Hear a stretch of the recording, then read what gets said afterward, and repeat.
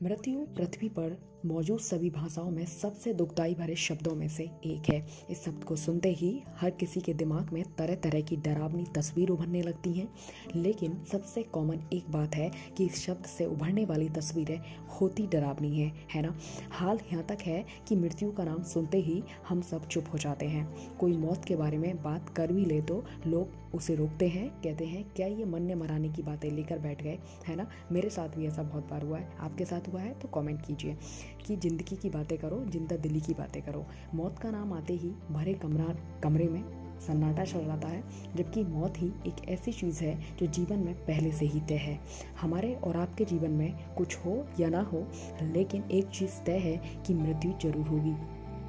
Hello everyone, welcome to my channel. आज हम बात करने वाले हैं हमें मौत से डर क्यों लगता है, मौत पर चर्चा करने से डर क्यों लगता है, क्या मृत्यु का जो डर है उससे बड़ा भी कोई डर है, क्या इसका कोई उपाय है। आज इन सब तरह की बातों से पर्दा उठाएंगे। दरअसल हमें मृत्यु से डर नहीं लगता है, हमें डर लगता है खो जाने से, हमें डर लगता है अज्ञात में भटक जाने से, क्योंकि मृत्यु का पैमाना का जो डर है वो बहुत ज़्यादा भयानक है। ऐसा कहा गया है कि जीवन की सबसे बड़ी हार ही मृत्यु है। मृत्यु इसलिए भी सबसे बड़ी हार है क्योंकि ये जीवन का अंत है। जीवन इसके बाद समाप्त हो जाता है, तो इससे बड़ी और क्या हार होगी। ये इसलिए भी बड़ी हार है क्योंकि इससे बड़ी हार को समय मिलने पर जीत में बदला जा सकता है, लेकिन मृत्यु के बाद तो समय ही नहीं है। अब बात करते हैं क्यों लगता है मृत्यु का डर। हम अपने जीवन में लोगों के साथ होते हुए बहुत बार देख सकते हैं। मौत का डर सबके लिए एक जैसा नहीं होता। जैसे कि कोई इसलिए डरता है क्योंकि उसके बाद जीवन नहीं है, कोई इसलिए डरता है क्योंकि उसके जीवन का लक्ष्य भी पूरा नहीं हुआ है, कोई इसलिए भी क्योंकि उसके जीवन के पुण्य कर्म बहुत कम है, पाप ज़्यादा है। कुछ लोग इसलिए भी डरते हैं क्योंकि उनका अंतिम समय कब्र में कैसे दफनाया जाएगा या चिता कैसे जलाई जाएगी। कुछ इसलिए भी कि उन पर लोगों का जीवन निर्भर होता है और उनके मरने के बाद दूसरों का जीवन तहस नहस हो जाएगा। इसी कॉन्सेप्ट पर बेस्ड है लाइफ इंश्योरेंस कंपनी का पूरा व्यापार। अब प्रश्न आता है कि हमारी मौत तो तय है एक ना एक दिन। इस स्टेटमेंट के साथ हम कि आखिरकार कैसे खुलकर जी सकते हैं। जो मरने को तैयार है, जो इस तरह से जीता है कि अगर मुझे आज मरना पड़े तो मैं तैयार हूँ। ऐसा नहीं है कि मैं मरना चाहता हूँ, लेकिन अगर मुझे मरना है तो कोई बात नहीं, वही अपने जीवन को खुलकर जी सकता है। अगर आप मरना नहीं चाहते तो आप जी भी नहीं पाएंगे। दोनों अलग अलग पहलू नहीं है। इसे एक आसान भाषा में समझते हैं। जब आप सांस ले रहे होते हैं तो वो आपका जीवन होता है, लेकिन अगर वही सांस वापस बाहर ना आए तो वो आपकी मृत्यु होती है। उम्मीद है आप इस स्टेटमेंट को बहुत अच्छे से समझ गए होंगे। आगे बढ़ते हैं। इससे बचने की कोशिश में ही हम भय को उत्पन्न करते हैं, जो कि एक मनोवैज्ञानिक प्रक्रिया है।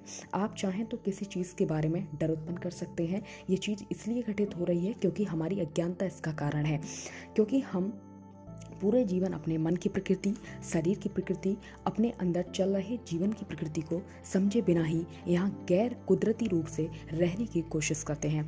शॉर्ट में बोलूँ तो हम यहाँ जीवन में दिलचस्पी लिए बिना ही रहने की कोशिश करते हैं। आप इस तरह जिंदादिली जीवन नहीं जी सकते। दोस्तों, आपकी क्या राय है, प्लीज़ कमेंट कीजिए इस पर। अगर आप यहाँ जीना चाहते हैं तो आपको अपने जीवन में दिलचस्पी लेनी होगी, और दिलचस्पी का मतलब ये नहीं है कि पार्टियों में जाना है। इसका मतलब है अपने जीवन की मूल प्रकृति को जानना, इस जीवन की बोध की गहराई को बढ़ाना, क्योंकि जैसे जैसे आप अपने बोध को गहरा करते जाएंगे, आपके दिमाग के बेकार के भय के कारण गायब होते जाएंगे। इसके अलावा जहनी सुकून पाने के लिए मंत्रों का उच्चारण कर सकते हैं, संगीत बजा सकते हैं, जिससे भी काफ़ी राहत मिलती है। फिलहाल ये कड़वा सत्य है कि हम सब अपने अस्तित्व को ऐसे ढक लिया है जैसे कि मृत्यु है ही नहीं। ग्रंथों में तो यहाँ तक भी कह दिया गया है कि इससे और मुक्ति पाने के लिए आप शमशान में थोड़ा समय बैठिए और विचार कीजिए। इसके लिए आप वाराणसी के घाटों पर जा सकते हैं, जहाँ एक के बाद एक शव आते रहते हैं। इसके अलावा हम अपनी जीवन की जिससे कि हमें अपनी जीवन का नश्वरता का बहुत ज्ञान बढ़ेगा। एक बोल्ड स्टेटमेंट ऐड करना चाहूँगी, जिसने जन्म लिया है वह मरेगा ही। ये बात हमें गीता भी सिखाती है, लेकिन हम रोज़ इससे बचने की कोशिश करते हैं। गाइस, आप क्या इसके बारे में सोचते हैं, प्लीज़ कमेंट बॉक्स में आंसर कीजिए। चलिए अब डर नियंत्रित करने के उपायों को देखते हैं। नंबर 1 है मृत्यु के बाद जीवन। विश्व की कई संस्कृतियों में ये माना जाता है कि मृत्यु के बाद जीवन है। स्वर्ग और नरक की कल्पना भी इसी सिद्धांत पर आधारित है। अगली बात करते हैं आत्मा की अमरता की।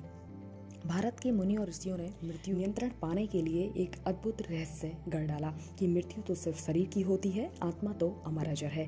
गीता के जरिए ये सिद्धांत पूरे देश में फैला। महाभारत में भी हम देखते हैं कि कृष्ण द्वारा इस सिद्धांत को सुनकर अर्जुन न सिर्फ हर प्रकार के वह से मुक्त होते हैं, बल्कि बिना किसी पश्चाताप के अपने क्षत्रिय कर्म करते हैं। अगला सिद्धांत है पुनर्जन्म।